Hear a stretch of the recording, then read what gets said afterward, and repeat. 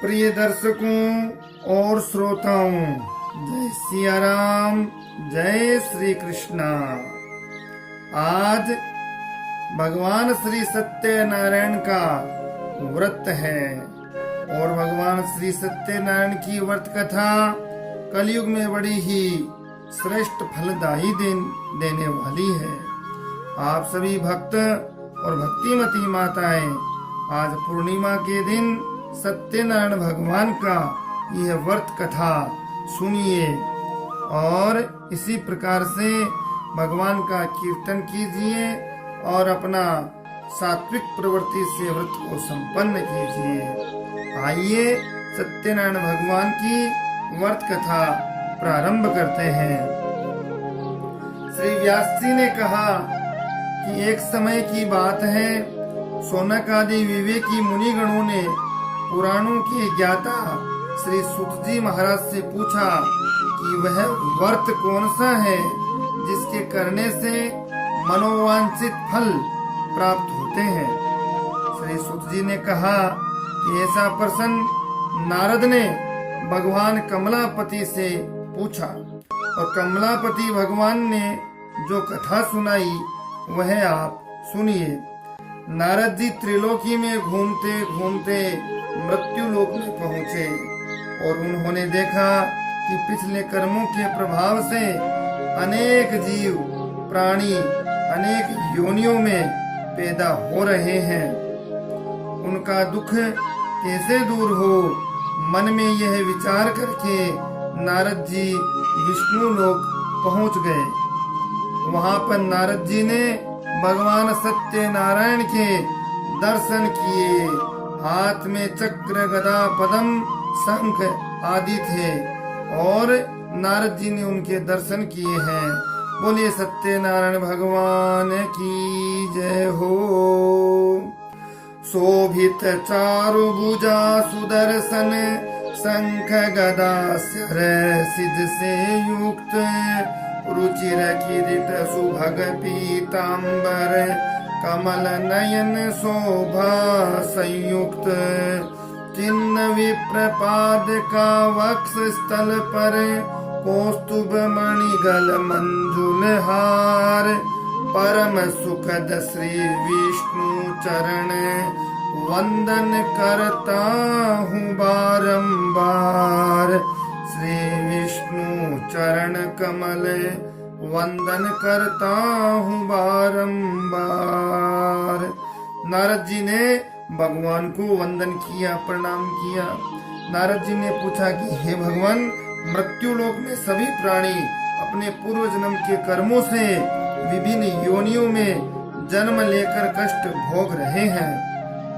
उन प्राणियों के कष्ट दूर करने के लिए कोई उपाय बतलाइए। भगवान बोले कि सत्यनारायण भगवान का पूर्णिमा का व्रत करने से सभी प्रकार के सुख मिलते हैं। जो प्राणी इस व्रत को श्रद्धा और विश्वास से करता है वह धन धान्य सुख संपत्ति सभी प्राप्त करता है। इसमें प्रसाद, केले का फल और गेहूं के आटे का सातु बनाकर प्रसाद चढ़ाया जाता है। इस प्रकार से भगवान ने यह वर्णन किया और दूसरे अध्याय में सबसे पहले ये व्रत किसने किया था यह सुनिए। काशी में एक निर्धन ब्राह्मण रहता था। भूख और प्यास से दुखी ब्राह्मण इधर उधर भटकता रहता था। ब्राह्मण की दुखी देख करके भगवान ने स्वयं बूढ़े ब्राह्मण का वेश धारण करके गरीब ब्राह्मण से पूछा और कहा कि हे ब्राह्मण, तुम सत्यनारायण भगवान का व्रत करो, तुम्हारे सब दुख दूर हो जाएंगे। दूसरे दिन गरीब ब्राह्मण व्रत करने के संकल्प से भिक्षा मांगने निकला। उसे बहुत दान मिला। इसी धन से अपने भाई बंधु सहित श्री सत्यनारायण भगवान का व्रत किया। उसके प्रभाव से दुख से मुक्ति मिली, संपत्ति व धन का मालिक बना, अंत में मोक्ष हुआ। बोलो सत्यनारायण भगवान की जय हो। यह व्रत और किस किस ने किया सुनो। यह ब्राह्मण जब सत्यनारायण भगवान का व्रत कर रहा था उसी समय लकड़हारा आया। लकड़ी का बोझ बाहर रख करके प्यास मिटाने के लिए ब्राह्मण के घर आया। उसने ब्राह्मण से पूछा। ब्राह्मण ने लकड़हारा से कहा, सभी सुख धन धान्य की प्राप्ति कराने वाला ये भगवान सत्यनारायण का व्रत है। लकड़हारा प्रसाद लिया और प्रसाद लेकर लकड़ी बेचने शहर चला गया।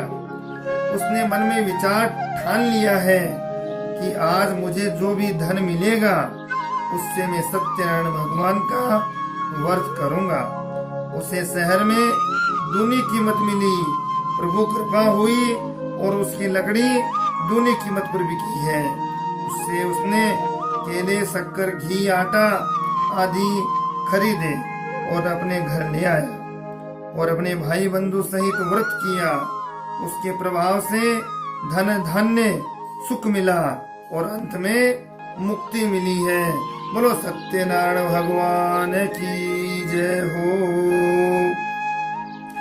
यस्य स्मरण मात्रेण जन्म संसार बंधनात् विमुच्यते नमस्तस्मै विष्णवे प्रभविष्णवे। नमः समस्त भूतानां मादिभूताय भूभृते अनेक रूपाय विष्णवे प्रभविष्णवे। जिनके स्मरण मात्र से मनुष्य जन्म मृत्यु रूप संसार बंधन से मुक्त हो जाता है। सबकी उत्पत्ति के कारण भूत उन भगवान विष्णु को नमस्कार है। संपूर्ण प्राणियों के आदिभूत पृथ्वी को धारण करने वाले अनेक रूपधारी सर्व समर्थ भगवान विष्णु को मेरा प्रणाम है। अगले अध्याय में वर्णन आता है कि उल्कामुख नाम का एक बुद्धिमान राजा था। एक दिन राजा रानी भद्रशिला नदी के तट पर सत्यनारायण भगवान का व्रत कर रहे थे। उस समय साधु नाम का एक वैश्य धन से भरी नाव लेकर वहां पर पहुंचा है। वैसे नाव को किनारे पर लगाकर राजा से पूछा कि हे राजन, आप कौन सी पूजन कर रहे हो और इसकी विधि मुझे भी बताइए, मैं भी यह व्रत करना चाहता हूँ। राजा ने कहा, भाई हम सत्यनारायण भगवान का व्रत कर रहे हैं, पुत्र की इच्छा से कर रहे हैं, पुत्र की चाह से कर रहे हैं। वैसे ने कहा, मेरे भी कोई संतान नहीं है, मैं भी भगवान सत्यनारायण का व्रत करूंगा। वैसे खुशी खुशी घर आया तथा अपनी पत्नी से सब कुछ बताया। वैसे ने कहा, हमारे घर संतान होगी तो हम भी सत्यनारायण भगवान का व्रत करेंगे। सत्यनारायण भगवान की कृपा से वैसे की पत्नी लीलावती के गर्भ से कन्या का जन्म हुआ। बोलो सत्यनारायण भगवान की जय हो। इस कन्या का नाम कलावती रखा गया। वैसे की पत्नी ने कहा कि सत्यनारायण का व्रत अब हमें करना चाहिए, परंतु वैसे बोला, कन्या के विवाह के समय यह व्रत कर लेंगे। कन्या बड़ी हुई। वैसे ने कांचन नगर के श्रेष्ठ वैसे पुत्र से कन्या का विधि पूर्वक विवाह कर लिया है। उस समय सत्यनारायण भगवान का व्रत नहीं किया, उद्यापन व्रत करना फिर भूल गया। उससे सत्यनारायण भगवान रुष्ट हो गए। वैसे अपने जवाई के साथ व्यापार करने के लिए निकल गया। वह समुद्र के पास रत्नसार नगर में गया तथा व्यापार करने लगा। इस नगर का राजा चंद्रकेतु था। सत्यनारायण भगवान का श्राप वैश्य पर था। उसके प्रभाव से राजा की संपत्ति चुराकर चोर वैश्य उसका दामाद रहते थे वहां पर आ गया। राजा के सैनिकों ने पीछा किया, जिससे चोर डरकर धन वहीं छोड़कर भाग गए। राजा के सैनिकों ने दोनों को बंदी बना लिया, जेल में डाल दिया। श्राप के परिणाम से वैश्य के घर पर चोरी हो गई। उसकी पत्नी बीमार रहने लगी, रोटी पाने के लिए तरसने लगी, भटकने लगी। यही हालत कन्या की भी हो गई। एक दिन बेटी किसी ब्राह्मण के घर गई, वहां सत्यनारायण भगवान का व्रत देखा, प्रसाद लेकर घर आई, अपनी माता से सब बात बताई और दोनों माँ बेटी ने व्रत किया और मांगा कि पति और दामाद दोनों घर लौट आए। इससे सत्यनारायण भगवान प्रसन्न हुए और राजा चंद्रकेतु को सपने में दर्शन दिया कि दोनों वेश्यों को छोड़ दो, यदि ऐसा नहीं किया तो तुम्हारा सर्वनाश हो जाएगा। राजा ने सुबह दोनों को छोड़ दिया। दोनों सम्मान सहित घर के लिए रवाना हो गए। इस प्रकार से सत्यनारायण भगवान की उन पर कृपा हुई है। बोलो सत्यनारायण भगवान की जय हो। वैसे अपने घर की ओर चल पड़ा कि सत्यनारायण भगवान वैसे की मन की भावना जानने के उद्देश्य से साधु का रूप धारण किया, दंडी स्वामी का रूप धारण करके और वैसे से प्रश्न किया है कि तुम्हारी नाव में क्या है। संपत्ति में मस्त उस वैश्य के मन में छल कपट और पाप, ईर्ष्या की भावना, मत्सर की भावना थी। वह भूल गया था और उसने क्या कहा कि हे दंडी स्वामी, मेरे नाम में तो फूल और पत्ते हैं, मेरी नाम में आपको देने के लिए कुछ नहीं है। ऐसे वचन सुनकर सत्यनारायण भगवान बोले कि तुम्हारे वचन सत्य हो और जैसी तुम्हारी भावना है वैसा ही तुम्हारा सब कुछ हो जाएगा। और नाव सारा धन फूल पत्ते बन गए, नाव हल्की हो गई, वैसे और दामाद दोनों दुखी हो गए तथा उस दंडी स्वामी के पास गए, माफी मांगने लगे। उस साधु ने उसे माफ किया, सत्यनारायण भगवान की पूजा व्रत करने लगा। उसका नगर आ गया, लेकिन उस समय उसकी पत्नी और बेटी दोनों सत्यनारायण भगवान का व्रत कर रही थी और खुशी के मारे प्रसाद को छोड़कर पति के दर्शन करने दौड़ पड़ी। सत्यनारायण भगवान रुष्ट हो गए, पति सहित नाव को डुबो दिया। रात में बेटी को भगवान ने स्वप्न में दर्शन दिया कि मेरा प्रसाद ग्रहण करो, तुम्हें तुम्हारा पति मिलेगा। फिर उसने भगवान का प्रसाद लिया, जिससे उसका पति मिल गया तथा सबने मिलकर सत्यनारायण भगवान का व्रत किया है। बोलो सत्यनारायण भगवान की जय हो। आगे की कथा है कि तुंगध्वज नाम का राजा था। एक दिन राजा वन में जाकर बहुत प्रकार के पशुओं का वध किया है। उसने वहां वट वृक्ष की छाया में सत्यनारायण भगवान का पूजन होते देखा। वहां गोप ग्वाल पूजन कर रहे थे। गोप ग्वाल भगवान का कीर्तन कर रहे थे और श्रद्धा और आस्था से झूम रहे थे, गा रहे थे, कीर्तन कर रहे थे। श्रीमन नारायण नारायण नारायण, श्रीमन नारायण नारायण नारायण, भजमन नारायण नारायण नारायण, श्रीमन नारायण नारायण नारायण। शंख चक्र गदा पद्म विराजे, शंख चक्र गदा पद्म विराजे, गल कौस्तुभ मणि धारायण। श्रीमन नारायण नारायण नारायण, श्रीमन नारायण नारायण नारायण। खम्ब फाड़ हिरणाकुश मार्यो, खम्ब फाड़ हिरणाकुश मार्यो, भक्त प्रहलाद उबारायण। श्रीमन नारायण नारायण नारायण, श्रीमन नारायण नारायण नारायण।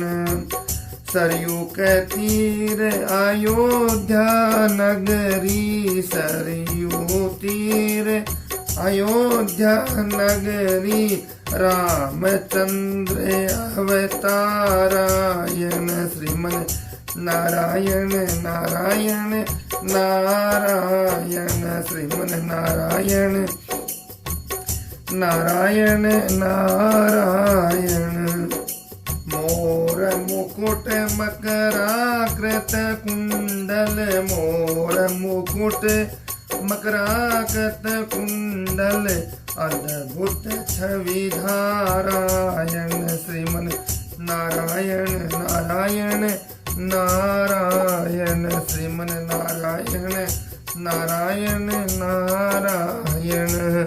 यमुना तीर मथुरा नगरी यमुना तीर मथुरा नगरी श्री कृष्ण अवतारायण श्रीमन नारायण नारायण नारायण श्रीमन नारायण नारायण नारायण। अर दुर्योधन घर मेवा त्यागे दुर्योधन घर मेवा त्यागे साग विदुर घर पारायण श्रीमन नारायण नारायण नारायण श्रीमन नारायण नारायण नारायण। जो कोई भक्ति करे माधव की मात पिता कुल तारायण श्रीमन नारायण नारायण नारायण श्रीमन नारायण नारायण नारायण। श्री सत्यनारायण नाम लेतहि श्री सत्यनारायण नाम लेतहि पाप होत सब नाशायन श्रीमन नारायण नारायण नारायण।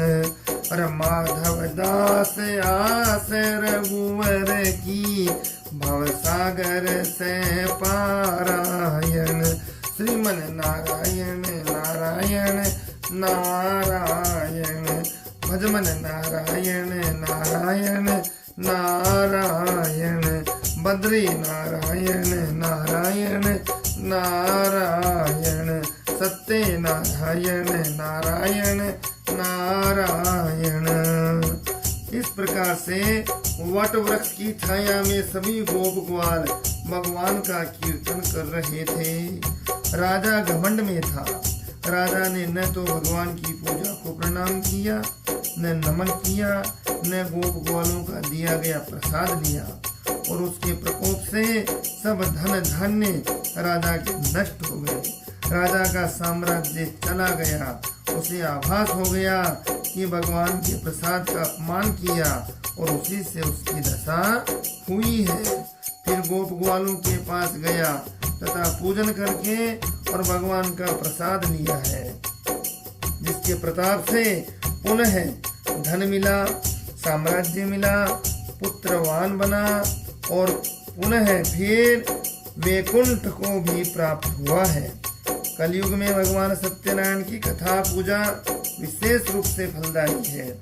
सत्यनारायण भगवान की व्रत करने वाले जो भक्त हैं, इनकी दूसरे जन्म की कथा सुनिए।